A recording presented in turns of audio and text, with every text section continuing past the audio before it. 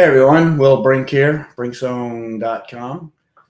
Today we're going to have a conversation with somebody who's been a buddy of mine for some years now. I don't know how many years, but I guess sort of some fair warning that this is going to be mostly, I think, a talk that gun guys or gun people or into firearms and all that are going to be interested in and get a lot from it. But we are also going to talk about something that I think anybody will be interested in. That was his involvement in Fire Base Keating, the battle at Fire Base Keating. That was, I think, even people that paid attention to Afghanistan may or may not be aware of quite how severe and desperate that event was. The fact that it resulted in two people being awarded the Medal of Honor and a whole bunch of silver stars and all that. And you know, Ash was in the middle of that. And I don't think, as far as seminal events that happen in Afghanistan, you know, that people know about, I don't think a lot of people know about it. And this will be coming, you know, from the horse's mouth. And there weren't a lot of guys there. This was, you know, this was a small fire base. So I think that regardless of some of the initial gun talk and all that we're going to get into, and at some point I'll try to put a time tag as to exactly when we get into that too. But for now, we're just going to have a conversation about some interesting topics that I say anybody that's into firearms and all that. And as you know, the internet, of course, is rather inundated, to put it mildly, with quote unquote gun experts that let's say they don't get the details right and all that. So I think we are going to be talking to somebody that I think by pretty much anybody's standards, you know, is more than qualified for the opinions he's going to give. And I'm going to put that in brackets. So I'll give you a basic rundown of his bio. He's a competitive shooter, and he's does government sales for at Knights Armament, which we'll talk about Knights a little bit for those not aware of Knights. That's another topic. He's the co-founder of Quantified Performance, which is a website, and also they have competitions. We'll talk about that too. But he served as US Army Senior NCO, served as senior writer for small arms and weapons and gunnery branch at the US Army Infantry School marksmanship program, developer of Maneuver Center of Excellence, Fort Benning, Georgia. Army schools include Army Master Marksmanship Trainer Course, Rifle Marksmanship Instructor Course, Urban Combat Leader Course, Air Assault, Rappel Master, Senior Leader Course, Army Basic Instructor, High Angle Marksmanship Course, Unit Armor Course, and a whole long list of certs and courses attended by a number of very well-known, very well-respected schools like Tiger Swan and DeFore Performance and so forth. So I think that's a pretty good rundown. And there's more to it. Of course, I would say some of my own bio, that's probably pretty truncated, but I think that gives you a pretty good idea that we're not probably talking to your average bear who bought an AR rifle and a month later was on TikTok giving advice. So without too further ado, let's bring in Ash here. Hey, Ash. Hey, Will. Thanks for having me on. Thank you, man. Well, thank you for coming on. I still got this stupid light coming across my face here.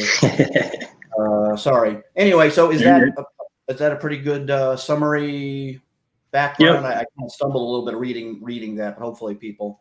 Yeah, I did 22 years in the Army. I was a cavalry scout. But my last 7 years was all marksmanship stuff. Deployed to Afghanistan 3 times. First deployment 2006. We'll talk about later. I did in Iraq. Did the invasion of Iraq. I was with the 2nd Armored Cavalry Regiment. We went into Slaughter City. Afghanistan. Yeah, Afghanistan was my second deployment, 2nd, 3rd, and 4th. So did total of 52 months combat time. And that all started in 2003. So from 2003 to 2012, you know, I was gone over 4 years deployed. Right. And then in 2012 started in the marksmanship stuff and carried that as far as I could carry it. That took me all the way to the Pentagon for a day to get some cake. That's a fun story. We might get into that. Right. But basically, I mean, the short version is since 2012, every day I've either been shooting, typing about shooting, talking about shooting, arguing about shooting, or now selling guns for the past 5 years. So it's been, and that's been to the highest levels. Lots of debates with, and it's not just talking with, like normal dudes. It's like having arguments and having super discussions with AMU, Ranger Regiment, guys like DeFore, high end Scott Satterley, high end dudes, and arguing about high end stuff. Right. Yeah. I mean, I don't think people are, again, people maybe outside that community aren't aware how much actual debate exists between people that know what they're talking about. There's plenty of, obviously there's some things people agree on, but there's a lot of things people don't, and these are, as you say, these are high end people. These are not, these are not wannabe Bubba types. And I don't know if, and again, maybe people that aren't even people that are casually into guns or understand firearms may not understand how much, nuance and technical details and personal experiences and all that. So there's, as I think maybe we originally met through one of those forums. I'm thinking, I think that's how our original communication. As far as I remember, we started talking. It had to been at least 3 or 4 years before the Boston bombing, because I know we started talking pretty heavy during that. Yeah, that was a long time ago. That was a long time ago. Yeah, that was a long time. I had, and that's a whole other show that I need to do, because I had several buddies right dead in the middle of that. I mean, light up, like one of them or a whole team of his guys during the very end when they caught him in Watertown. He went into the boat and all that, who shot the boat. So I had multiple friends that were right dead in the middle of that. So so that was a long time ago. And that would have been either M4 carbine or light fighter or one of those guys. It was M4. I didn't spend much time on light fighter back then, just because I didn't. I mean, light fighter was a cool site and there's a lot of info there, but I didn't have time to play the light fighter games. And I, no comment. Yeah, do 200 over here, do this over here. That was just, I didn't have time for that. So M4, you could go in there and you could start getting involved in the conversation. After they said, have you taken a class? That was a response to everything. That was, my gun doesn't work. Have you taken a class? That was like M4 carbine of the 2009, 2010 era.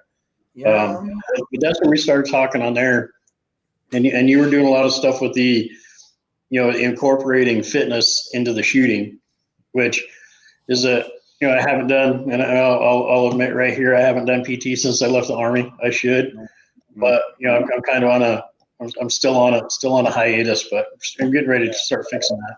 Well, I think we could do something with one of your competitions sometime. Maybe just have one course of fire where there's some fitness, thrown into there, something applicable. But you remind me, guys like you are a lot also like pro athletes. So they're what I call sort of result oriented guys, or more development oriented guys. So guys like a lot of guys, like for example, don't realize that a lot of guys when they quit or end, like say pro football career or pro or college ball, they don't exercise at all after that. They were strictly doing what they did for the end point they were trying to achieve. Yeah, that purpose over there. Right. It's what I call endpoint trainers versus process trainers.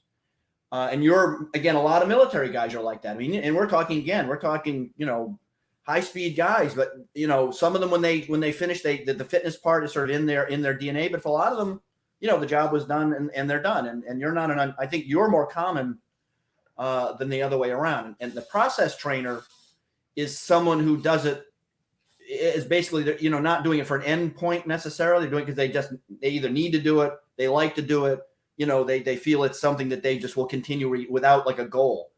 And I know some athletes that literally, if they don't have a goal, like a competition or something, they just can't work out. They can't motivate. Right. They have to have this thing. So I think you're more what I call an endpoint. You trained for an endpoint, basically. That was a result, and that was that. So, but yeah, I'd like to. I think it'd be great if we could put together something.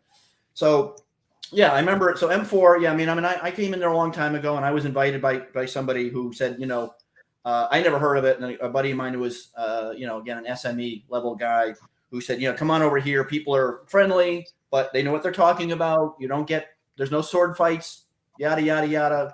And so it became kind of a place. And your partner in crime at work there, Jack, I think he's a moderator over there. Yep. He was failure to stop over there, and he did a lot of ruckus over there, and did a lot of posting and all that sort of stuff. And that's one of the things that slipped away with forums. I mean, you got to balance time, right? So you go to a forum. It used to be you could go to the forum, you post something, and there was a lot of traffic, and it was it made it worth that time and effort to post there. Yeah. And the forums are just so slow now. It's just hard, man. It's hard to get over there. And I mean, they can suck up a whole day like nothing. I mean, before you know it, you've told a bunch of people how wrong they are, and then you realize you've blown 3 hours before. So yeah, I get it. So, I mean, for myself, remember, to me, it still makes sense. I honestly, I still post mostly on M4 carbine just because I enjoy the place. But for me, at least, like being online, social media and all that, I sort of in my own brand, and I sort of have to do it. So, but for somebody like yourself and whatever, I mean, and you've done a really good job. I mean, for somebody who's not online that much, I mean, you've got lots of followers. What the stuff you do put on gets good responses. I mean, you get better responses than I do, like on IG, on Instagram. I don't do much on Instagram, and you've developed a pretty good following there. So yeah, whatever you're doing is obviously working. Yeah, a really cool thing happened the other day. Instagram offered to pay me bonus money for Reels. So I've just been doing the Reels anyway. So Instagram's paying me a little bit of money. So it's not enough to like get rich off of, but it'll buy a 12-pack of beer at the end of the month. It's beer money. I mean, again, you know more about IG than I do. I really don't know. I've never done Reels. I just don't know much about it. I mean, enough to just kind of throw up on the occasion. I need to get on the ball with that. So, all right. So you ended up working for Knights. And I guess, again, for people listening that maybe are not aware, Knights armament would be considered really or certainly or if not the premium AR, along with Knight has developed a lot of weapons platforms that are very well known and respected, and had been supplying various things to some of the most elite people. But we're going to be on ARs because that's more who's going to listen. But anyways, for people who don't know, Knights armament is really right in the tip of the premium AR. There's a lot of things that make Knights armament ARs different than your standard AR, not just quality materials. Didn't Stoner himself basically say that he felt that the Knights AR was kind of the obvious evolution of the AR? Isn't that a quote by him? Yeah, because he helped design it too. That I didn't. So he was involved in that. Right around the 90s, we were starting to do basically trying to push towards and this was long before I got there, but basically the handguard. And there's an interview out there with Mr. Knight telling the story, but he saw some, he was sitting around watching the news when they invaded Panama, and they had like flashlights like taped to the gun, mag lights, 1989, what'd you have, and mag lights taped to the gun. And so they're sitting around going, there's got to be a better way to mount stuff to the gun. So it was Mr. Knight and a few others, and I think either Jim Sullivan was involved in hating it, or Jim Sullivan was involved somehow or another. But Mr. Knight got to start talking to Gene Stoner, and they'd been friends for a long time, because Mr. Knight bought all of the Stoner 63 tooling way back in the 80s. So they'd been around, and then so Eugene Stoner came down and helped out with building the SR-25. They decided to buy it and build a 308. That's how it became the SR-25, because they took the AR-10 and the AR-15 and they smashed them together. Because the AR-10 doesn't have a lot of common parts with the AR-15. So that's how they did. They basically tried to get 80% or above parts compatibility between the two systems. And so that came out in the early 90s. That in turn, kind of turned into the SR-25, ended up getting picked up by some special operations units. Navy picked it up as the Mark 11. And that kind of turned into Big Army wanted it, and that kind of turned into the M110 right around 2006, 2007.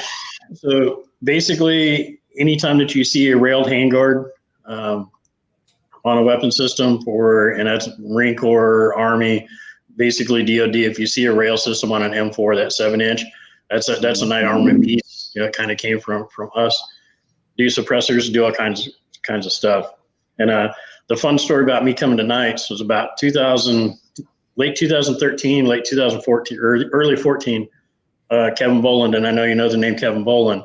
Kevin Boland came up to Fort Drum to visit one of the courses that I was running, and he brought a bunch of SR-16s, full auto guns, SR-25s. He brought all this cool stuff, and I'm sitting there looking at it, he's unloading the Suburban, and I was like, you know what? And I still had, I didn't retire until 2018, so I still had, I was looking at retirement. I was like, you know what? When I grow up and I get out, I want to be that dude.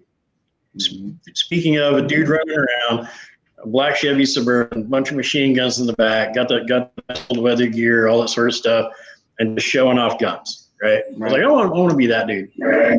And then, 2017 came around. I had dropped my retirement packet, all that sort of stuff, and was talking to Jack. He was up at Fort Benning, and I was talking to Jack. He's like, what are you going to do when you get out? And I was like, well, I got to find a job somewhere. And I ended up getting an offer and signing the contract about 4 months before I got out. So my last 4 months in the Army, I didn't have to worry about finding a job. Everybody else was running around trying to find jobs. All that sort of stuff. That's obviously really nice. Is how many guys, after all that time and sacrifice and all that, have very little to nothing waiting for them, afterward. And it was guys with better degrees, better pedigrees, better, all the schools, all that sort of stuff, and they didn't have jobs. And so then it popped up that when I was sitting there and I was like, I want to be that dude in 2014, whenever it was, I want to be that dude. And then when I get handed my business card, it's literally, I am that dude, right? Because Kevin Bolton was a military sales guy for Nice Armament. So I ended up being that dude, 5 years later. Ended up, the career path took me directly to that. So that's kind of the fun part about being at Knights. For me, anyway. There's a lot of fun. There's got to be a lot. There's good days and there's bad days. Oh, and I would only like to point out that I have yet to get my tour, by the way. Yeah, we're still there's a lot of people that haven't got that yet. So all right, we got to get that worked out. I haven't forgotten. So FYI, I have not forgotten about that offer. So, it's all on the. They put a big kibosh on it after the Rona hit. So we're still working through that. Okay. Well, that makes sense. Okay. Just on Knight's Armament, we'll just beef them up real quick. We got about a 300,000 square foot facility in Titusville. I got 300 employees that are back there cranking out all sorts of stuff. There's like 200 CNC machines. There's laser 3D printing and a whole bunch of shit that I don't understand. And that they're cranking out. Everybody says we're not making stuff right now, and there is stuff going out the door. They have been cranking for the past. We got super far behind. Is that mostly government related stuff or civilian or a combination of both, or who's that all going to? It's both. Before, like right before the Rona hit and all that, we were selling basically for every gun we made, we sold one. So there was no stockpile of guns on the shelf, but for everyone that sold, there was one that made, and it kind of just stayed even. And then after a while, it was we'd sell 2 guns for every one they'd make, and then after a while, we were selling 3 guns for every 1 gun that they could get made. And it was just sales were just happening just all the time. And obviously, the thing about Knights is that they're not going to be any corners cut to up the volume. Right. And that's one thing. When you buy a Knights armament, that this is a gun that cuts no corners. Yeah, and 90% of the gun is made in the factory. So there's no way I can't lean on, I don't have stuff that's outsourced, right? So I can't lean on this company to make my outsourced part, maybe get this company to help that company make it. We're all making it right there. So that sets that capacity of how much you can actually make. And when sales are going faster than you can sell them, and if we didn't have any, we got lucky and the Corona didn't shut down the factory, not one day. We didn't have a massive shutdown. Everything just kept rolling. Some things got slow, because other companies were getting shut down. Right. You know, things got behind there a little bit. was a domino. I mean, there was a domino effect of that across the board, regardless of where you were in the chain. Right. Yeah, and everybody jokes how there's 5 forges. You know, there's a couple more than that. But if that forge gets behind, then nobody's getting their stuff. Right. There's not many more than 5. Right. So if they needed to make this run for these other guys, because I have different forgings, right? So, but if the guy that ahead of me, if his forgings aren't done yet, then they're not making my forging, so I can't get my forging. There's a domino effect across the board, regardless. Right. Again, that happened to me in my own business, and I thought on my side I had done everything I needed to do to prevent that. But again, you only have so much control, and that happened. Right. The same thing happened to me. I did everything I could do, but there you go. Yeah, and that's what I had to learn coming out of the Army, because I interviewed for another job, and it was a high level job for an international company, super high level, and I went into the interview, and as soon as I heard the job description, because they didn't really tell me, they're like, "Hey, you want to come for an interview?" I'm like, "Hell yeah!" You know, so I get on an airplane and I go and I put on my little suit and do all my shave and I do all my stuff, and they're like, "Hey, you're interviewing for this position," and I was just like, "Whoa, no!" I was like, "This ain't gonna work."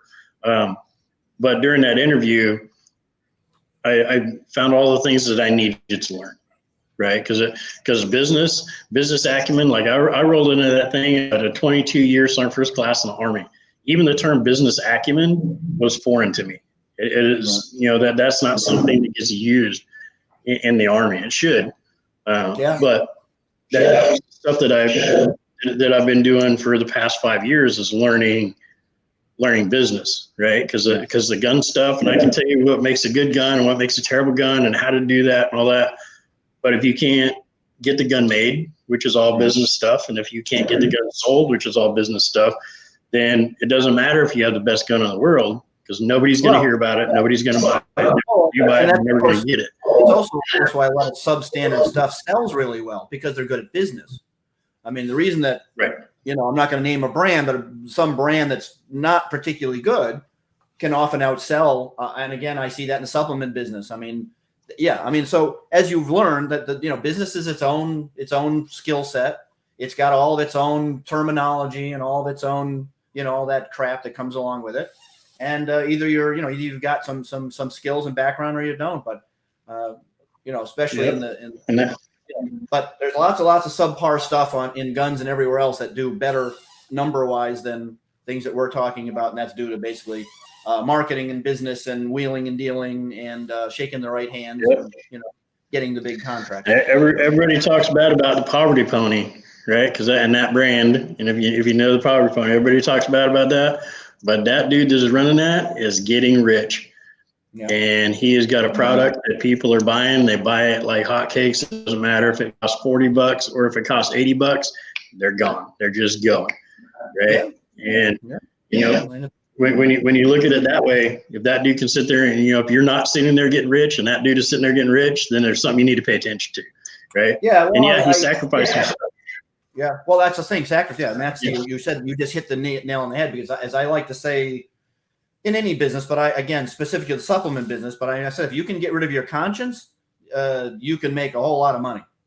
And I have been one, I have not been able to pull that off yet. So I'm not rich, but doing fine. I do okay. I have no complaints. I'm just saying that, I haven't been able to bring myself to my conscience is what it is. But if you can get rid of your conscience, again, you can sell anything to anybody, and there you go. So. Right. So what, in brief? Yeah. So in brief, what makes a Knight's AR, different, unique, and so forth, compared to, I wouldn't say just any ARs, but even sort of more of those sort of what we would call upper tier brands of compared to a lot of the other ones. What is the differences? The biggest part, and this is from this angle, looks just like a normal bolt carrier. But really a lot of the magic is in this area, right? So first we'll talk about, and this one's dirty, so it might not show up on the camera real good. I'll try and get the angle. But if you look, you'll see that those are corners. Instead of being sharp angles, that bolt is rounded, right? And there's some stuff deeper in the bolt, but we did a lot of R&D on the bolt, because the typical mil-spec bolt will break anywhere between 5,000 and 7,000 rounds. So what they want to do is they want to look at what caused those breakages. And the leading breakage is bolt lugs. And the reason that they break is because there's sharp angles on the bolt lug when they cut the bolt. There's sharp angles there. Anytime that you're inducing angles, sharp angles into stress, that's where they break at. So they rounded off those corners, did that. And then the next place where the bolt would break was they break in half at the cam pin. So what it did was made a smaller cam pin, which you have basically have a smaller cam pin hole, which leaves more meat around that cam pin hole. So our bolts are lasting anywhere between 18 and 20,000 rounds. Okay. So the other part of it is the way we did our gas system. We did a very efficient gas system. And it's a pain in the butt to take apart, but instead of, having a gas block and it's pinned on there or put in there by 2 set screws, basically it's got a castle nut that squeezes it down on there. It's a nice tight fit. So the gas system was very efficient. We're not losing a lot of gas in weird places. So that allows us, and then we went into port size because we're over on barreling department. So I can put the port where I want it, and I can make it the size that I want it. And we've got all the programs and everything to where they check. And basically the carrier velocity, where he talks about overgas and undergas and all that sort of stuff, what it really boils down into is carrier velocity. It's how fast that carrier is going back and how fast that carrier is going forward. So the gas going into it determines how fast it's going back with the action spring in the back as it's absorbing energy, and then that energy, how fast it's driving it back forward. So what we're able to do is we're able to maintain our carrier velocity, both suppressed and unsuppressed, more in line with our suppressors. Obviously, we design our stuff for our suppressors. If you have another suppressor that has more back pressure, it's going to be a little bit different. But with our suppressors, you can run the gun suppressed or unsuppressed without having to change anything. Right. And what that does is if you're getting less loss of gas or something, do you get a bit more velocity out of the gun when you're with some of these designs, losing less gas? Not really. Nothing that's like measurable, right? I mean, I'm sure there's something in there and there's a number, but it's not something that you're going to see on a magnetospeed or a lab radar or something like that. Okay. A couple of the other things that we did, we put a lot of effort. Obviously, we talked about handguards already, but we put a lot of effort into the handguard, right? And this is an older design. This is a UX4 design. We've got a new one coming out. This is the UX6, but the barrel nut is part of this rail. So there's no clamping on there. It's actually machined into this back end of this rail aluminum. And what that does, that makes that handguard really stiff, right? Is it almost sort of like a monolithic, almost the stiffness of a monolithic? It's as close as you can get to a monolithic without being monolithic. So the typical, I'm gonna use this, and we'll talk about this in a second, but basically if this is your barrel, and you got your barrel nut on there, the typical rail comes in and clamps on it, just like this. So if this is a barrel nut, it comes in and clamps on it. Well, when you got that, you've got room to move. And it's very hard to make that to where you can take the rail on and off, but not have issues with it. So the length of that barrel nut, the material of that barrel nut, how they're clamping onto it, all determines how good that rail is going to be, right? And everybody looks like anodization and how good the rail looks, but if that thing is loose on here, it's going to move around. Now, it's not a big deal if you're putting like a flashlight on it, or you're putting a bipod on it, and you're not leaning on the rails. It's not that big a deal, right? But if you're putting a laser on there that needs to retain zero, and you're going to be leaning on it, you're going to be going doing CQB, and you're going to be bouncing off stuff, and you're going to be tripping and falling up and down stairs, all that sort of stuff. That starts mattering a lot in there. Right. So, and the cool thing is that, I mean, this 14.5 that I have sitting right here, if a government agency bought a 14.5, that's the upper that goes to them. If you bought a 14.5, that next upper that gets made goes right to the same. There's not a commercial upper and a government upper. They're all the same sort of stuff. Right. So unless there's more differences, I was going to ask you, because of course you have more differences you want to show me before I change topic? Just on the lower, and this is getting more prevalent.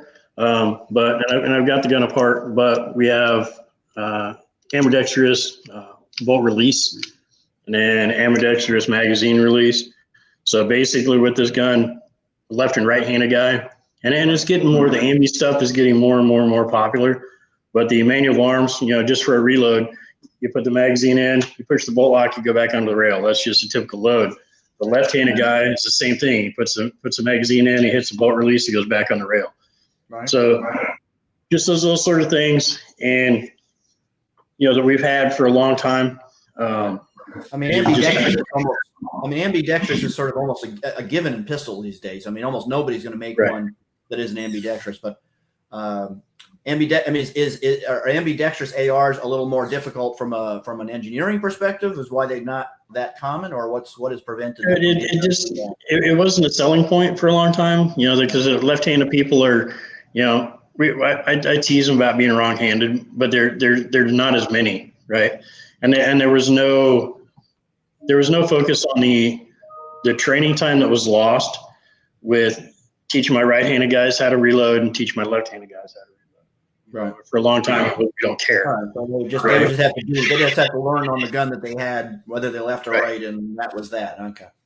Yeah, and then so now we've kind of started paying attention to that and being like, hey, I'm losing 30 minutes of every 2-hour class, teaching 2 different dudes. And I've only got 2 left-handed guys in there, and I got 16 people, and I just wasted 14 people's time teaching these guys how to reload.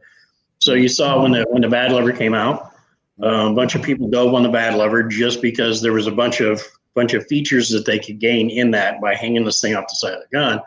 And the bad lever didn't stick around. The idea behind it was cool. The execution was, whatever, right?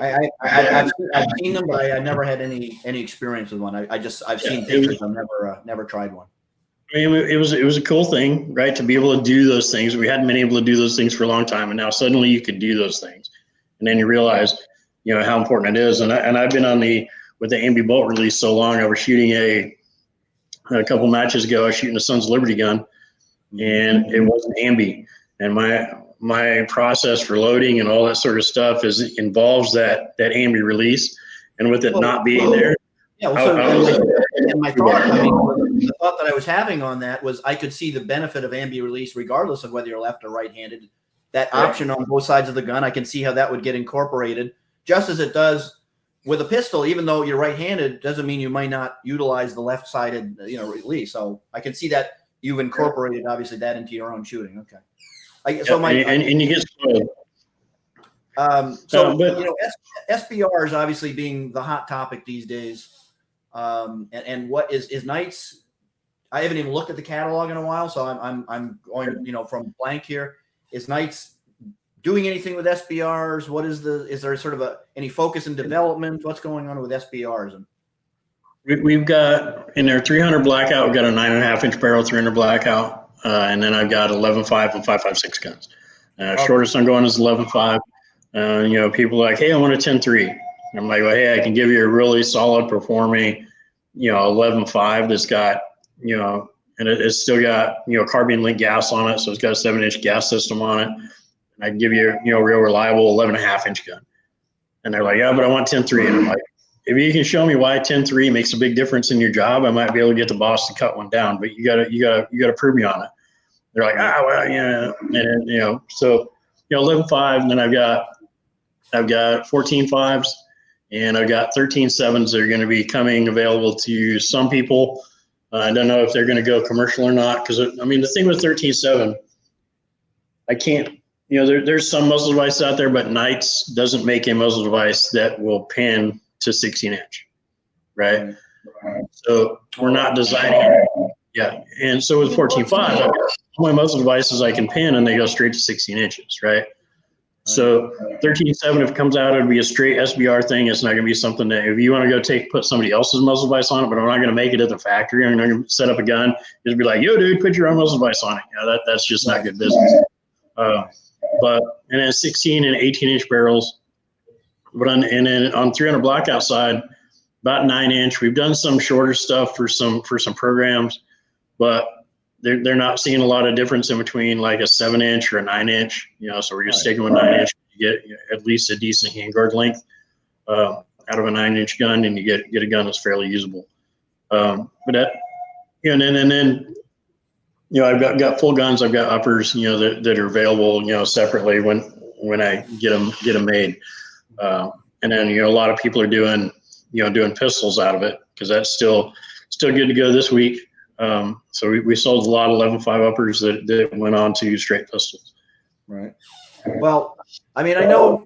So, I mean, some of my own thinking about the SBR, and 5.56, and you can see what your thoughts are on this, which I know, of course, is suboptimal. I mean, we all know that that's a suboptimal arrangement, and 300 blackout, that's kind of its thing. That's it. It's just a better all-around choice. I guess I know a lot of people are very not big fans of SBR 5.56, and at least my own thought process on this from a sort of a pragmatic point of view is that obviously a lot less expensive to run. The 300 BO is obviously a bit of a niche round. The world is awash in 5.56. The velocity, out of a 5.56 SBR is not bad. I mean, it's respectable that you're getting at least in the rifle caliber rounds, 2400 ish in a 55 grain. And the major drawback, obviously, is flash and noise. Yeah. But I tend to think I'm more pragmatic in my thought and saying, yes, I know the 300 BO would be apples to apples the best choice. Yet with the 5.56, again, I can run it cheaper. Means I'm going to get more practice. It's ubiquitous, worldwide, and so I guess I'm just not as sort of down on the 5.56 SBR as some may be. And this has been kind of an ongoing debate, that as we're talking about people that are having these debates, and I'm not at all at a high level, but enough that at least I obviously can not get myself into too much trouble. But that seems to be sort of an ongoing fight. What are your thoughts on that? I mean, the biggest thing with SBRs, and this goes, all of them, right, is ammo selection, right? Right. So good point. Right. If you just base everything off of a 193, right, 55 grain, designed to be fired out of a 20-inch barrel, right. Well, what people don't understand is you can optimize a round for a specific barrel length. Right. You can put a faster burning powder in it. This is designed to do this thing, right? And just to make my point here, the 8.55A1 was developed to be used in the M4 carbine. It was a 14.5-inch barrel. Mm-hmm. The reason that they optimized for that is everything was going to M4s. They had no problem, being the big heads, a 20-inch, M16, M16A2, A4, 20-inch with 55 or with 62 grain green tip really had no problem killing people. But when you're shooting people with green tip out of an M4, you had a problem killing people. So 8.55A1 out of a 14.5-inch barrel basically flies at the same velocity and the same ballistic arc as a green tip coming out of a 20-inch M16, right? So that 8.55A1 is optimized for a 14.5-inch barrel. So you brought up a really important point. I'm glad you did, because I didn't get to it, but you made a very important point that all the major manufacturers and a bunch of minor ones are producing rounds specifically designed to optimize SBRs at very specific velocities, and which you can get some very respectable terminal ballistics out of these short guns if you, as you said, choose the right ammo. But there seems to be, again, an impression out there that such rounds are hard to get, and you got to go find these rounds. And I keep saying, as far as the best of my knowledge, all the big makers, Federal, Spear, etc., and a bunch of, and when you turned me on to, said kind of specialized, really focused on make these rounds that are specifically developed to that envelope of performance is in like as low as 1800. I think like 1800 to like 22, somewhere in that ballpark. So as you said, so they got bullets that do things at lower velocities, right? And then the powder is burning before it leaves the barrel. Right. So you don't have that. If you take a 193 round, which is designed for a 20-inch barrel, and you put it in a 7-inch AR, you're gonna have this huge flash because there's a whole bunch of powder that's supposed to have another 9 inches to burn off in, right? Right. But if you go and you put one that's, in that 11.5, and you have a round that's designed to have a complete powder burn in 11.5 inches, which 300 blackout is designed to have a complete powder burn in about 7 inches. Right. So that other 2 inches that we're running, that's where it's designed to do, is to have that powder burn. So these smart guys that are making ammo can make it to where they have a complete powder burn in 11 inches. Right. So even if I take that one that's designed for 11.5 inch gun or 12-inch gun, 10.3 to 12.5, and I put that in a 7-inch, I'm still going to have decent performance out of it there. Right. And finding that ammo is as hard as either reloading, right? Because once you get the formula to reload it, you can reload it, just find out what powder they're using, all sorts of stuff. There might be some secret squirrel stuff there. And the other thing is, people that are running around with these guns to actually do work, and by that I mean basically shooting people to put them down as a job, don't have problems finding this ammo. Okay, right? so that case closed on that. So let's go really short. Okay. So as you and I were talking on the phone, not that long ago, that SOCOM has recently, given a contract to SIG for the Rattler, which is a 5-inch PDW. Right.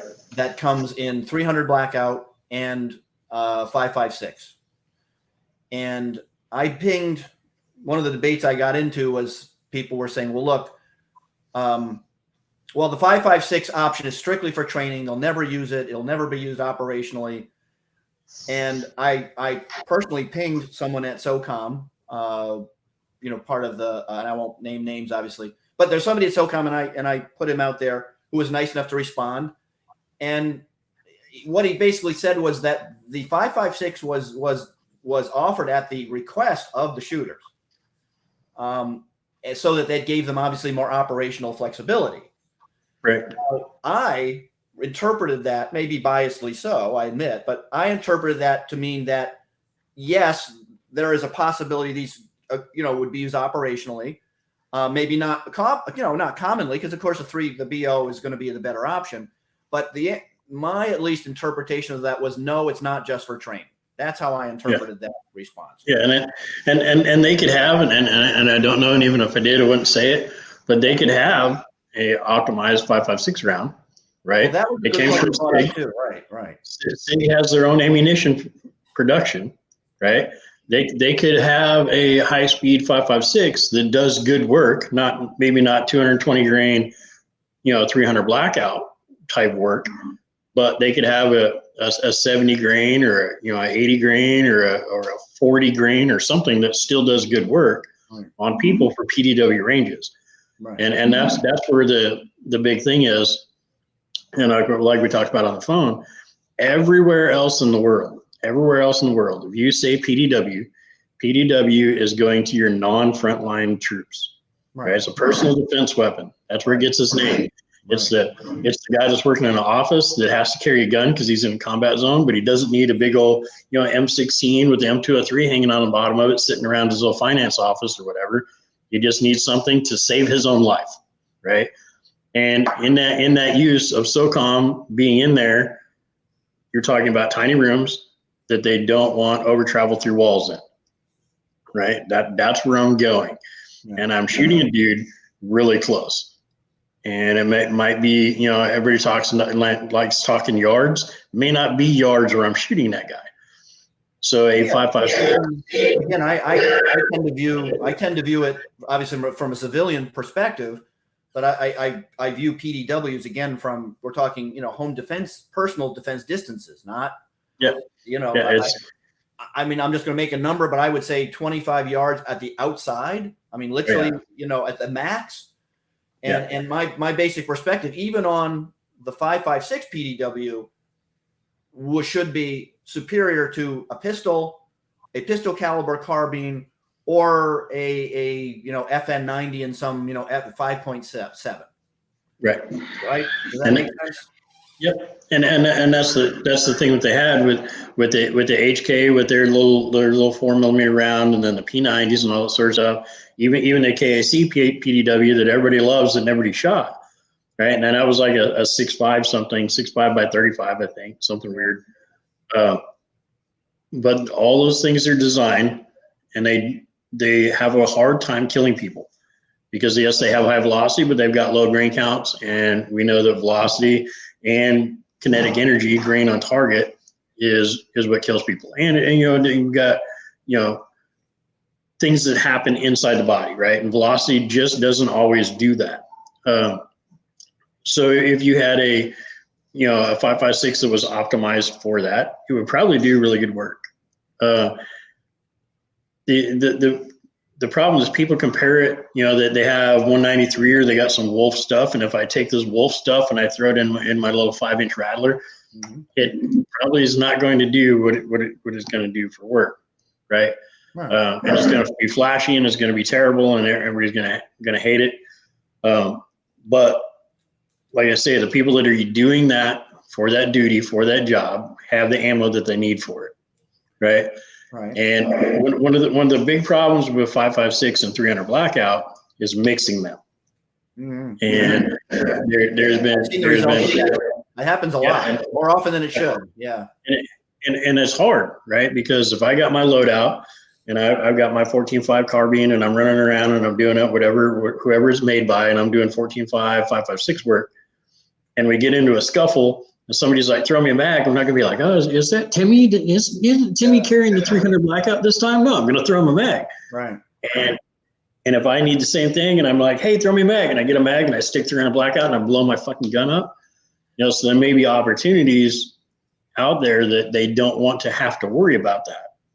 Right. I don't know what their SOPs are. I don't know if one person's 300 blackout, everybody's 300 blackout.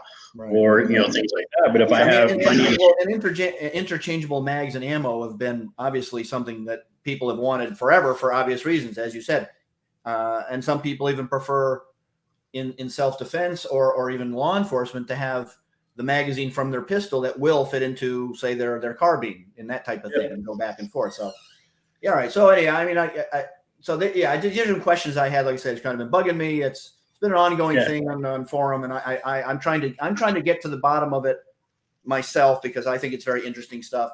But my personal interest is starting with actually a 5.56 SBR because I felt that, at least to start with, I like the idea. I don't like the. Also, I'm one of those people sort of narrowed down his ammo to some. I want to really have really basic stuff. I don't want a bunch of. I want 9mm in all my pistols. I want 5.56 in all my carbines. And I want 308 in my bolt gun, and I'm done. And that's it. I don't want. Right. And so that's sort of my thought is that I wanted to have this SBR that would use the same ammo and the same mags as my Colt 6940. And even if I was giving up some terminal ballistics, yes, it puts out a lot of flash, but I felt that the juice was worth the squeeze, I guess, if that. Okay. All right. Well, thank you for answering that because. Yeah, not a problem. And the big thing with that is we don't know. They know. We don't know what exactly they have, right? We can say, hey, they bought this, but it's a 5-inch rattler. Got it. We don't know what they're shooting at, and and people are like, oh, well, I know, I've got a buddy over there, and that's cool, man. But right. Well, I have to say, coming back to the sort of my self-civilian type thing, the rattler sort of being my example of even SOCOM is buying using that. However, coming back to my daily life, I think there's obviously, again, if you choose the right ammo from the major manufacturers, you can still going to get a respectable terminal ballistics out of those guns. That would again be, for me, my point is not that it's as good as a general purpose rifle, because it's not. But is it superior to a pistol? A pistol carbine or a P90? Well, I am assuming the answer is yes, all day long. And that's where I'm coming from. Okay, again, home defense distances, PDW use. It can transport really easily in a backpack if I want to, not have to worry about it. And that's sort of my, that's my headspace on that one. All right. So, all right, thank you. So let's change gears here and get into something I think everybody will want to hear about from you, which was your involvement and experience at, I guess, what was at one point later on referred to as Fire Base Keating. So for those not aware, just quick FYI, and you might want to Google it too if you're not aware, but that was a very key event in Afghanistan. Definitely one of the more serious, intense, desperate fights that took place. It resulted in two Medal of Honor being awarded twice to two different people, a number of Silver Stars. There were, in that particular event, there were at least 8 servicemen lost. There were 20 plus injured. And that's not out of a lot of guys. There's not a lot of guys on this base to have those kind of numbers. I mean, that's, I don't know if that's 50%, or what, but anyway, well, Ash will give us that. So I do also just want to say that if you ever saw a picture of that base, you do not have to be a warfare expert to look at that and go, who the hell would put a base there? It was surrounded on all sides by mountains and had one small road leading to it. And I don't think anybody who saw a picture, and I can't imagine anyone who went there, did not wonder how on earth. And of course, in a base like that, really the only thing under the worst case scenarios that's going to prevent you from losing that base is close air support. And if you don't have that on standby or close by, and my understanding is it wasn't particularly close by, and Ash will confirm that, so if you have a determined enemy and they outnumber you by enough, you're going to be in a bad day. So that was pretty much what happened. So let's bring you, Ash, in on that as to sort of that build up as to how how that day went and take it from there.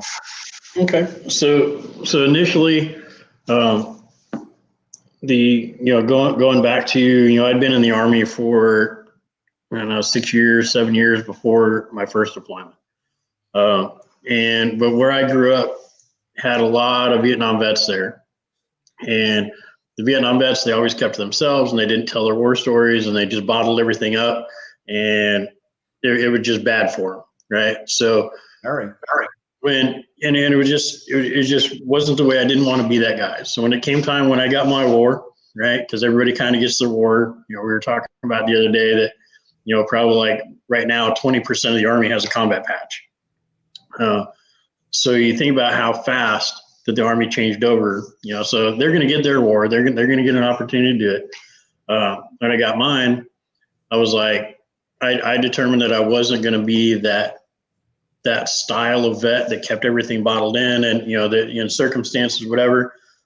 But it's not that I don't tell my stories for the glory or anything like that. I tell the stories because I don't want them bottled up, right?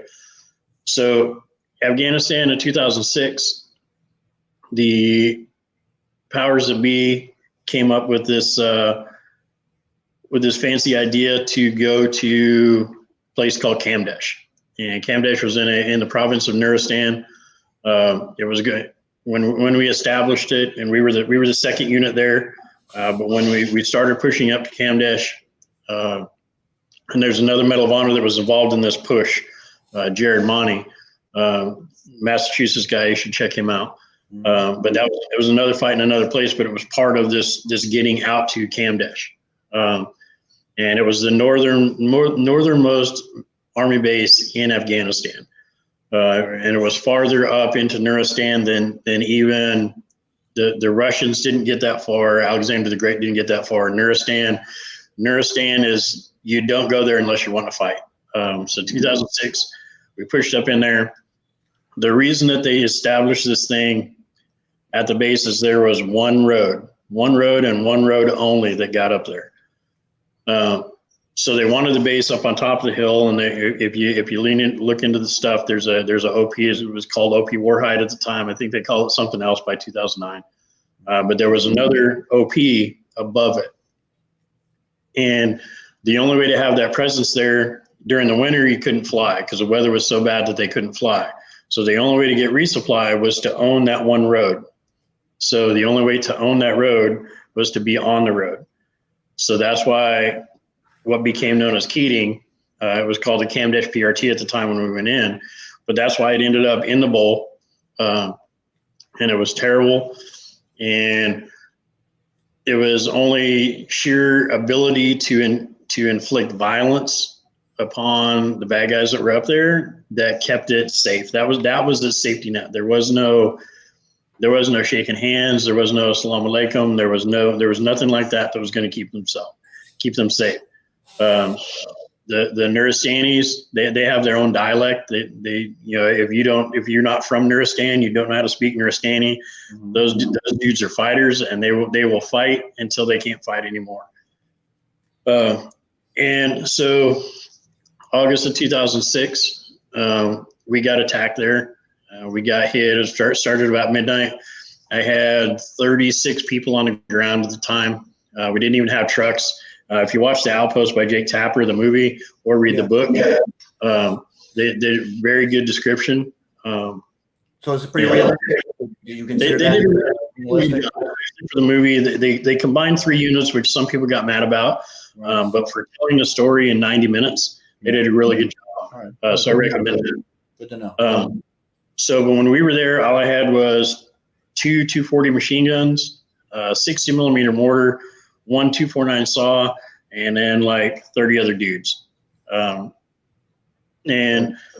so we got hit started at midnight. We took like 60 RPGs in the first like 4 minutes. The little spot, I covered the spot from where we were sleeping at to basically what was the perimeter under the light of RPGs impacting.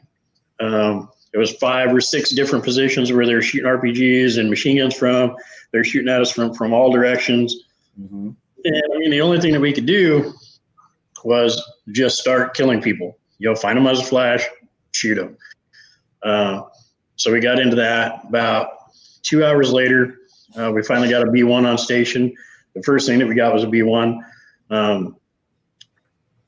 The reason why is because the B1, they had them on station loitering all the time. The B1 could do Mach 2, and basically that guy went full afterburner and came out to us.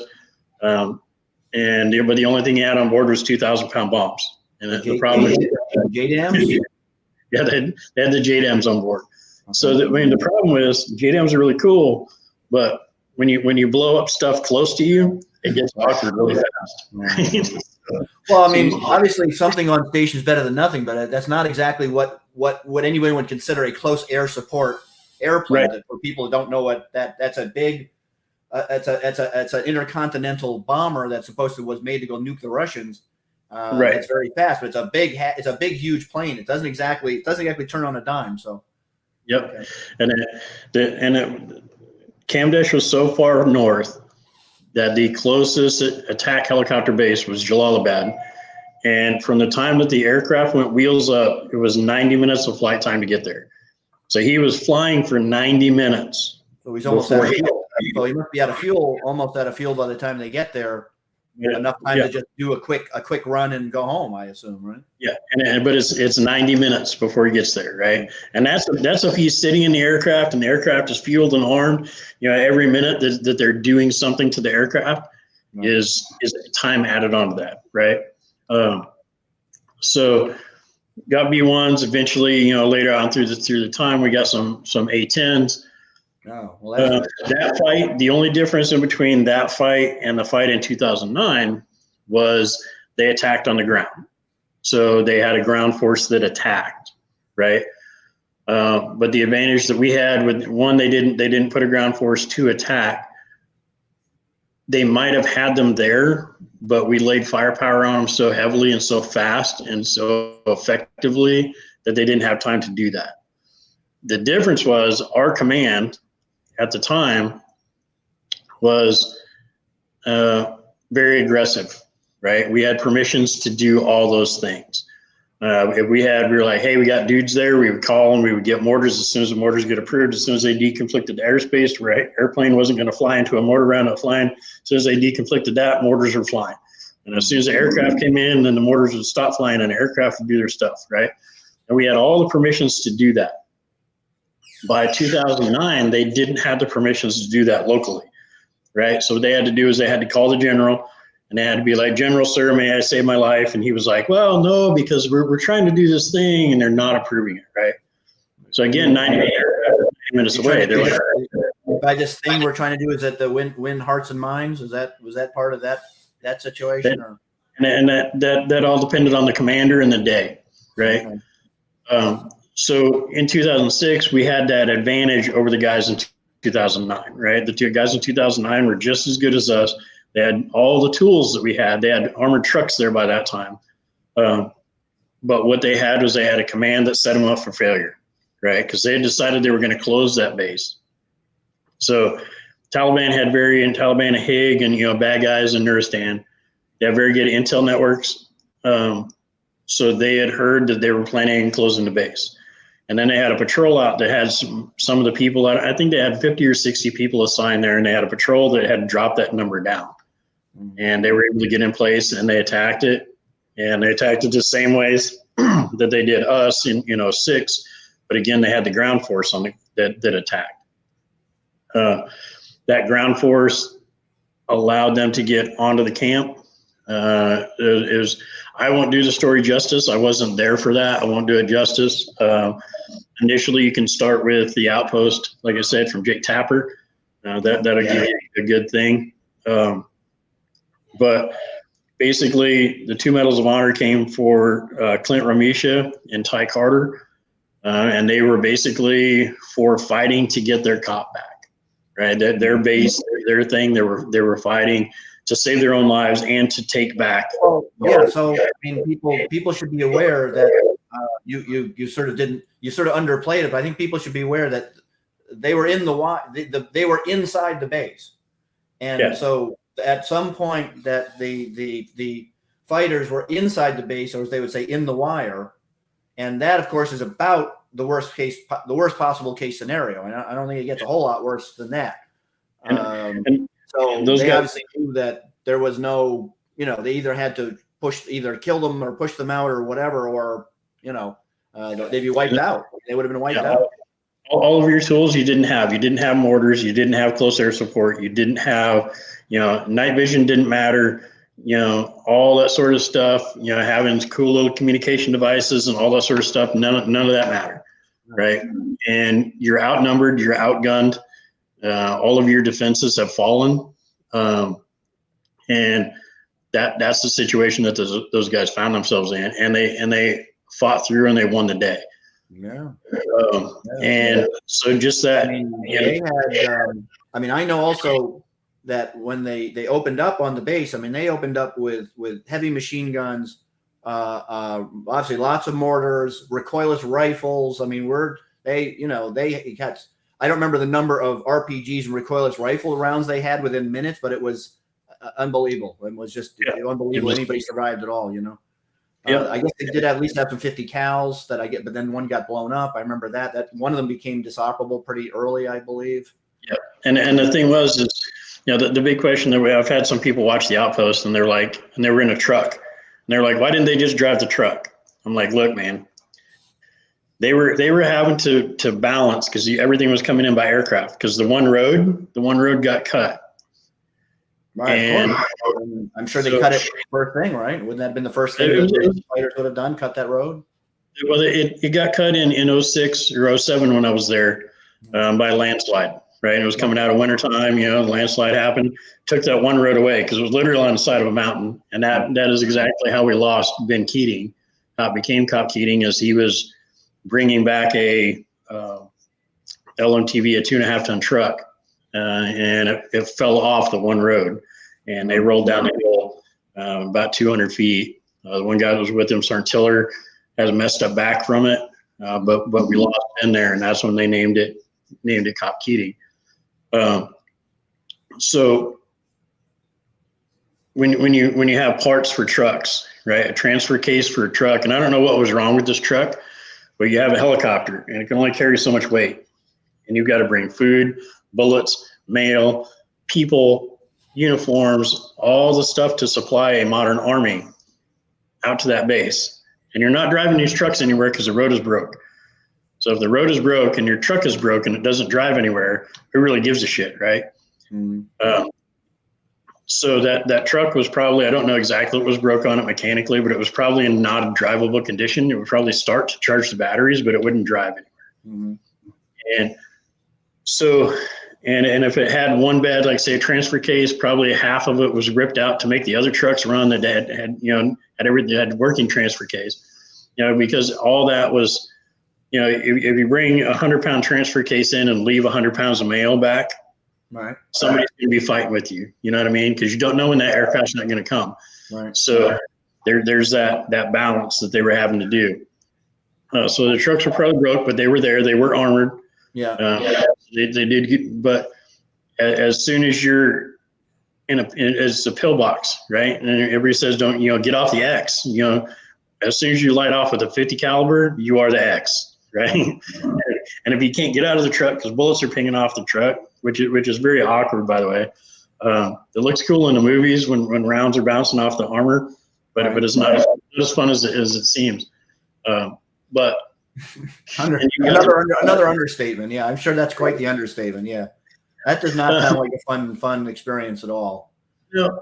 I'm sure you must hear them zinging and sizzling by you and all that. Yeah, they make a good crack, and then so that was the problem with having those trucks out there, is the trucks would get targeted, and they nailed 2 or 3 of the trucks, and the 50 cals, all that sort of stuff. Maintenance was a big issue out there, right? Because again, everything is weight, when it's coming in by helicopter, right? So, and then you have a gun that's manned 24 hours a day, 7 days a week. You never know when you're going to get shot at. It's cold, it's warm, it's it's dusty. Helicopters come in and blow the dust on it. So a gun that would normally run might not run as long as it should because it's half full of sand at that point. You don't know.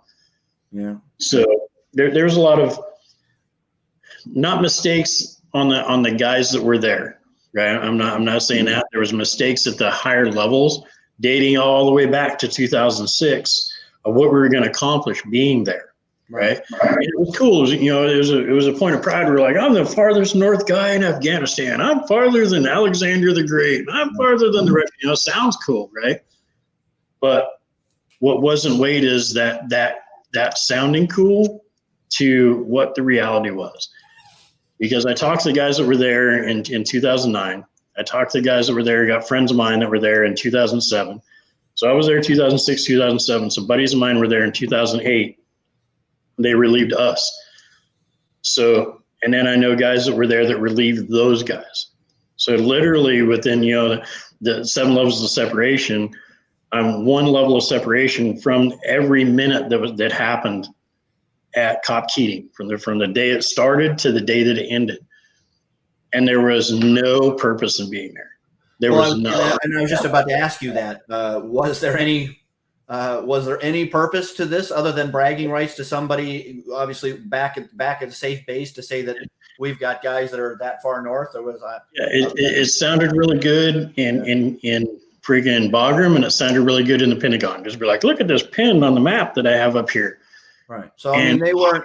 I assume like from that base, going out and even doing patrols and stuff would be almost useless, from considering they're watching you 24/7. They know where you are all the time. Yeah, and we got shot at on occasion, and we were trying to do things like we put in a micro generator water thing, right? And there's water everywhere up there, and it was flowing, so they put in one of these little generator turbine things that made power, and it was really cool. It sounded really cool. It'd be like, hey, we put in this micro generator, and we did all this sort of stuff to people that didn't give a shit about power. They didn't use power. They weren't charging their iPhones, and they didn't have any products to use to plug into in the first place. They weren't waiting for their blender to work or something like that. Right. Yeah, it wasn't like Baghdad when we went into Baghdad and the power was cut in Baghdad, right, and everybody had air conditioners and everything was set off with power because I had power, and we went in there and we fucked it up. Then when we turned the power back on in Baghdad, that was the thing, right? That was a big bonus. And we kept the power on, which was a big bonus on our part. But up there, they were just like, cool, yay, right? Yeah. So the end result of being up there really, and there'll be people that, these higher ups that are like, oh, we did this up there and we did this up there. And that's cool. They can think that. but we didn't change anything, because when we bombed it, when we left, then when we bombed it after that in 09, it didn't change the escape at all. Right. Nothing changed. I guess we could,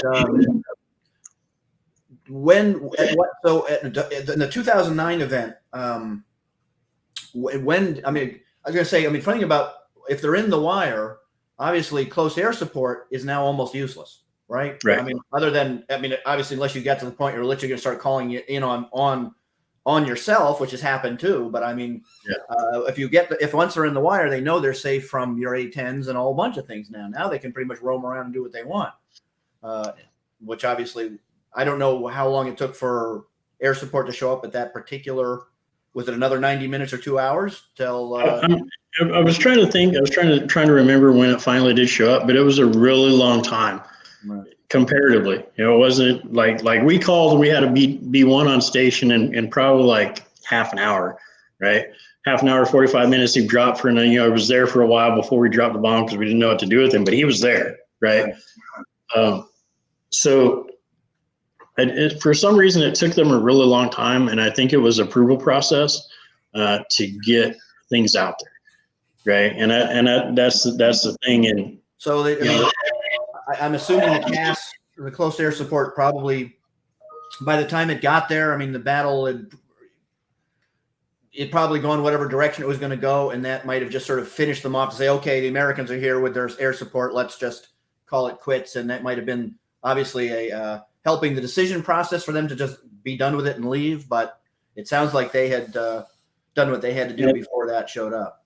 Yeah, they knew they had the advantage, and for they weren't leaving. They heard the helicopters drop off because they dropped a QRF up on top of the hill, and they knew that had happened, and they still didn't really break contact after that. They knew that because they knew they had 2 hours. Because it took 2 hours, 2 to 3 hours, 3 hours to get up, 2 hours to get down from that other OP. So they knew they still had another hour before those guys even showed up.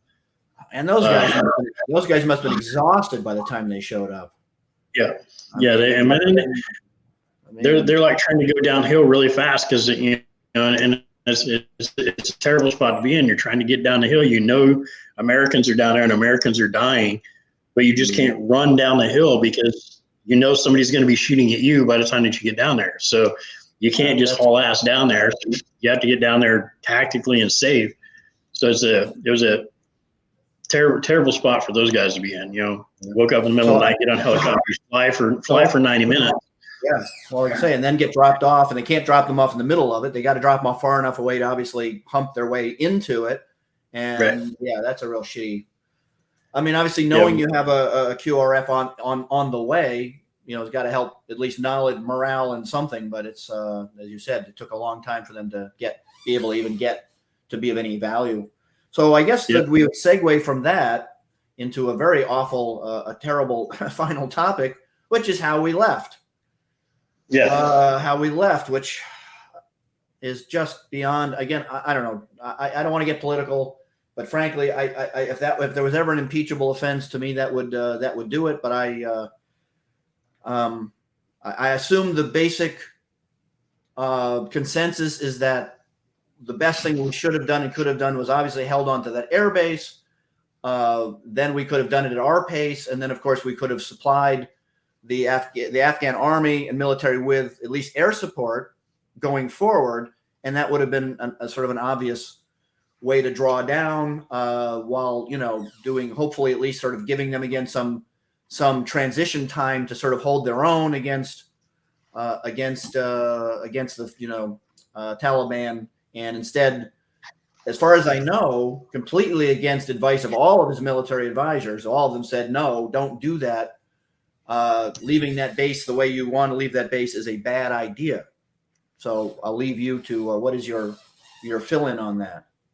Well, and I was just scrolling up on June 23rd of 2011 on Facebook. I posted, so this begins Afghanistanization. It has the same results as Vietnamization. I don't even know how to say that, but it's a thing, right? So look for a video, and this is 2011 when I put this. Look for a video of an aircraft pulling the last Americans away from the embassy with 1,000 Afghanis trying to get on. It's the same thing with that Vietnam was, right? So that's 2011. We didn't do this until 2020. I'm not a prophet, right? The only way to get out of Afghanistan was to either win, and we didn't have the desire or the whatever to actually win, right? Was to finally pull the plug at some point. That was it. That was the only way to get out of it. It was one of those things where we couldn't win. The Afghans were not going to put up a government that would be able to fight for their own thing. We all saw it. Everybody knew it. Everybody that had been there knew that the Afghan army and the Afghan government was not going to do anything to stop the Taliban. And that wasn't because the Taliban were that powerful or the Taliban had infiltrated whatever. They didn't give a shit. They didn't care. So they weren't willing to fight for their own country, right? So us getting out of there, and we were up at they did a Heroes Honor Festival or something like that, call it up in Daytona, and they had the rolling wall, and they had the rolling wall down in where was it at? Melbourne. Yeah, Melbourne. It was there, and there's some memorials that go around with the rolling Vietnam Wall, and so of course I go look for the dudes that I lost in 06, and I look for the dudes that I know that got lost in all my deployments and all that sort of stuff, and friends that lost, and go and check out their names. The ones that piss me off is everyone after 2012. Because in 2011, 2012, they basically said, from president level on down, they basically said, well, we're going to start handing this over to the Afghanis. We're done with this, right? So every death that happened after that point, after that, we're getting out of here, we're going to start drawing down. As soon as they started saying that, every death that happened after that point, particularly the guys and girls, because I think there was a female in it that got killed in that last couple hours. Yeah. Suicide bomb. I think was something like that. Those are the ones that piss me off, because from the time that some general and admiral and those dudes sat in a room with the president of the United States, and they were like, we can't win this. We need to figure out how to get out. And they was like, oh, well, there's no way to win it. So, and any way we get out is just going to be bad, and it's just going to whatever. Mm-hmm. From that moment on, then all that was wasted, because we weren't trying to win it, right? If you drop me off in Saudi Arabia and we're liberating Kuwait and we're getting across Kuwait and somebody dies getting across Kuwait, I was doing something, I get across Kuwait, I hand Kuwait back to them, I did my thing, America, right? That's one thing. We're just sitting there. Well, do you think at least the way, do you think the drawdown in Afghanistan at least could have gone smoother if we had held on to our own airport enough where we felt people, because we closed the airport and then we went to literally the civilian airport. Yeah. It wouldn't have mattered. Yeah, right? It wouldn't have mattered. Okay. Well, all right. Good to know. Yeah. All right. So either way, no matter what, it was going to just be a mess and a cluster, and it was going to be a shit show, right? And what I wanted to do, like my plan, was I wasn't going to say anything about drawing down. Matter of fact, all the propaganda. If I'd have been king or president, this would have happened. Mm-hmm. There had been a bunch of propaganda where I'm getting ready to send the 82nd Airborne back, and I'm getting ready to do all these things, right? And I'm getting ready to build up in Afghanistan because they're going to come and kick the shit out of you. That's what would have been being said, right? And the C-17s and the C-5s and everything that I had that could fly would have flown into Afghanistan. And it would have all been within, there would have been a plane landing every 3 minutes. It would have looked like the Berlin airlift coming to Afghanistan. Everything that had a cargo hold would be going there. And then every American that had a freaking passport or was there on military orders would have got on the planes and we'd have left. The last dudes would have been clicking off explosives, blowing everything. Everybody would just drove to the airport, and everything that was there, when they parked it, they'd get a charge put on it. Everybody gets on the plane, boom, boom, boom, boom, boom, like two little ninja CIA Delta Force operators, blow up everything and exfil out of the country. It'd all be gone in 12 hours. and it'd just been gone. Wouldn't have brought out any civilians. Wouldn't have brought that. Well, That would have been that type of audacious stuff hasn't happened since World War II. That's the type of operation they would have done in World War II. and everybody was said that we ran in the dead of the night and we're a bunch of pussies and all that sort of stuff. But I wouldn't have another 20 or 30 or 40 or 50 or 100 names on a wall. Yeah, all to the same effect. All of which accomplished nothing. Yeah, to the same effect. Yeah. Okay. And I'm not a fan of this president, but whoever pulled the plug on it that day, as shitty as it went, finally ended those deaths that were all fucking wasted after 2012. Okay. And so somebody gets a little bit of props, and I don't know who to give it to, but somebody grabbed their sack and ripped the Band-Aid off and got it done. Because all it was doing was just bleeding us for riches and everything after for another 8 years. Yeah, that is true. We just seem to have a real difficult time defining the end goal and either doing it or not doing it. And that's been the problem that we did. Well, again, we didn't seem to learn from Vietnam. We did it in Iraq. We did it in Afghanistan. Yeah, and so. And that's the nature of war now, is that people have figured out how to beat us. And how to beat us, you drag us into this prolonged thing. We try to be diplomatic, and we try to do these things, and we try not to do war crimes. We try to do all this sort of stuff. Well, then they just fight us to the point where we're doing what we did in Afghanistan.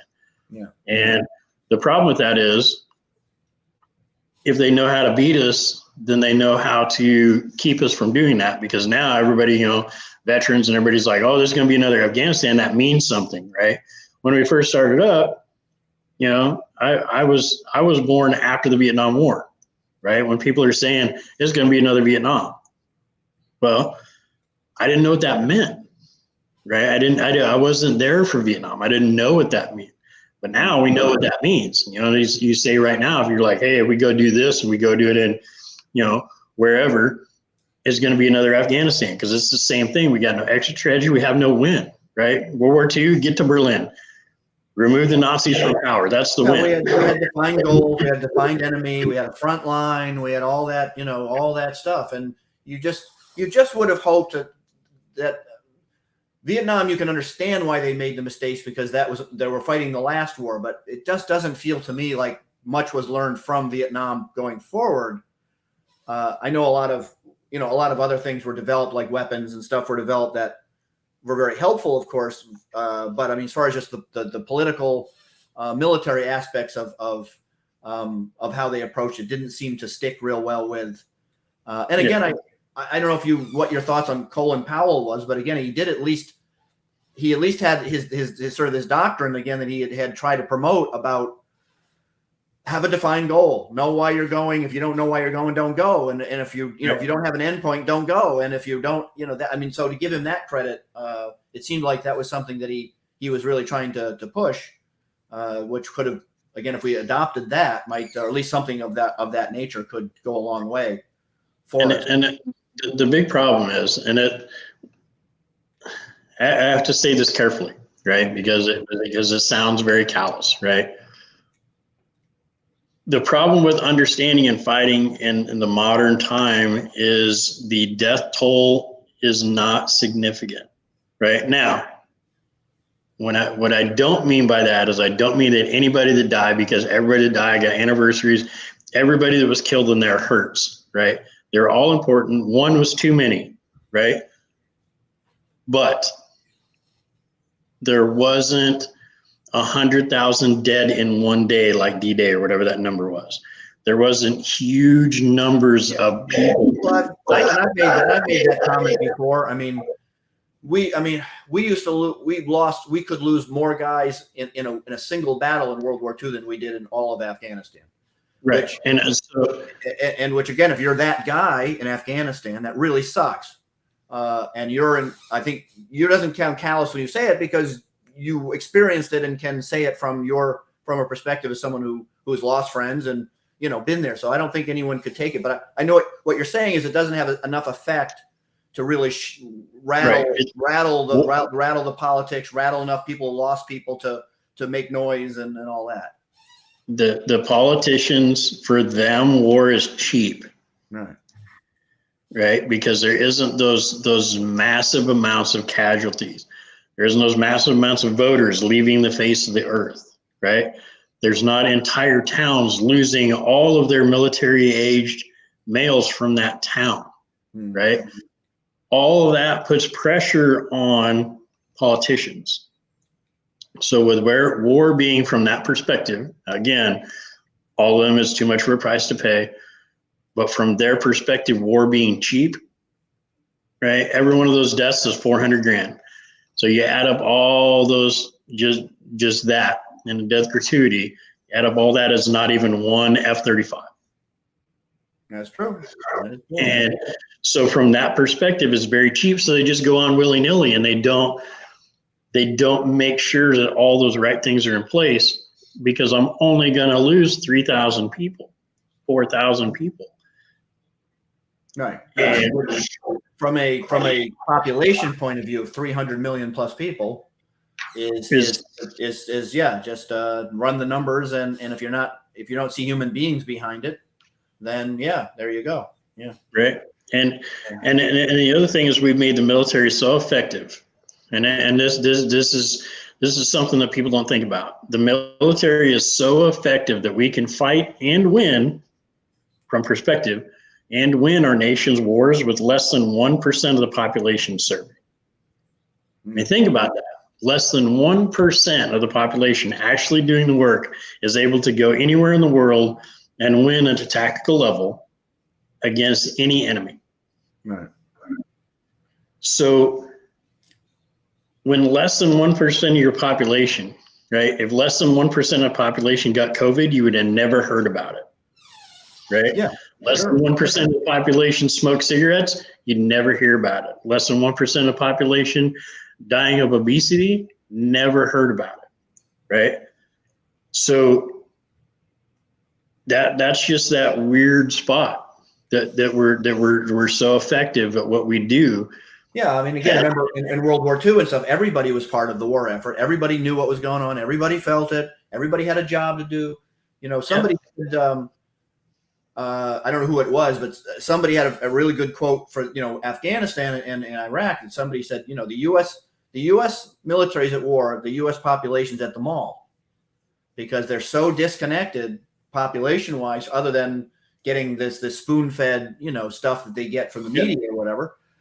They just kind of go, okay, well, we only lost a couple guys in that suicide thing, and we took out 100 of their guys, so we're winning, quote unquote, and then they go back and buy another widget. Yeah. And we'll talk about it Memorial Day for a day and be done with it.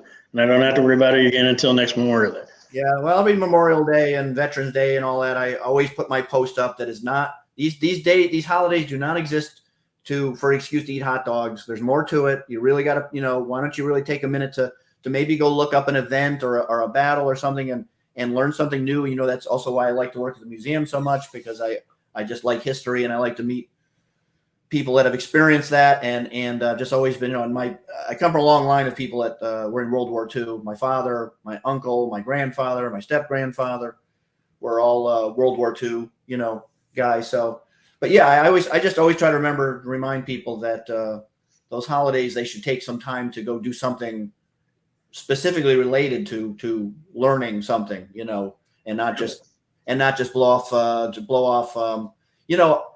I hate to say it. I wonder what percentage of the U.S. population even knows what the 4th of July represents, or what Memorial Day represents. That's scary to even think. But I saw a video where people asked on the street could not find the U.S. on a world map. Yeah. And these people vote. Yeah. So FYI. So, all right. So, hey, man. So, all right. So, thank you for your time. I think we covered some. No problem. I think we could go on some other things I talk about. Thanks for your expertise on the gun thing. Your story on that. I think that a lot of people will be interested in hearing that. And so hopefully I can get a tour up there someday whenever that clears up. I would like to come up. I'll definitely make one of your competitions. I would like to compete in one, but honestly, I'm just going to get my ass kicked. And two, you guys are more precision types, and I'm, my minimal training and all that has always been, I'm a run and gun guy, and I train and shoot in those personal defense distances. If I do anything, and I'm a line of sight guy. Let me just tell you, I'm a line of sight guy, and then some, and that's it. Yeah. If I can't line of sight shoot, it ain't gonna get shot. And you'd be all right. I mean, and just think about it this way. On this Saturday, we're having a match, and there's 41 people shooting. There's going to be 38 people. Yeah, 38. They get their ass whooped, right? There's only 3 winners, right? Right. So everybody looks some perspective at it. I don't even have any magnification on. I just have my. I know you're a big fan, and maybe another topic, but I know that you really like the variable optics, choices these days. And I know that's something. Again, I just have my my aim point, red dot on my general purpose type carbine, because again, I only see things in terms of self-defense, home defense, 100-yard type stuff. If I go to the range, I don't. So the ranges I go just don't have long distances. So anyway, all right. So thank you for your time. I think we covered a lot of really good ground here, and we'll do it again. We'll do a competition one, and we'll bring on, because we're partnering up with another company called the Proving Grounds. They've got fitness in their thing, so maybe we'll do another competition focused one. At some point, just let me know, and we'll see what we can work out.